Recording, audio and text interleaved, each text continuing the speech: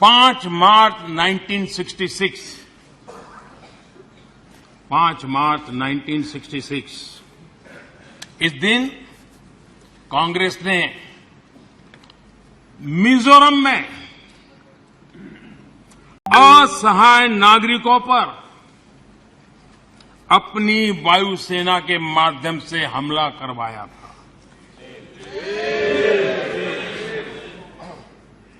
और बड़ा गंभीर विवाद हुआ था। कांग्रेस वाले जवाब दे, क्या वो किसी दूसरे देश की वायुसेना थी? क्या मिजोरम के लोग मेरे देश के नागरिक नहीं थे? क्या उनकी सुरक्षा ये भारत सरकार की जिम्मेवारी थी कि नहीं थी? 5 मार्च 1966 वायुसेना से हमला करवाया गया, निर्दोष नागरिकों पर हमला करवाया गया। और माननीय अध्यक्ष जी, आज भी मिजोरम में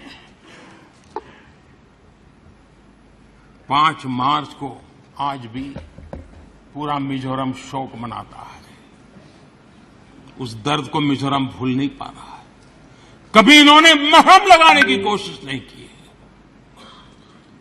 घाव भरने का प्रयास तक नहीं किया है।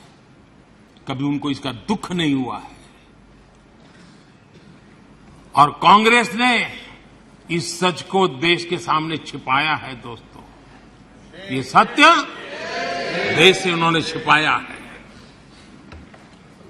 कि अपने ही देश में वायुसेना से हमला करवाना। कौन था उस समय? इंदिरा गांधी।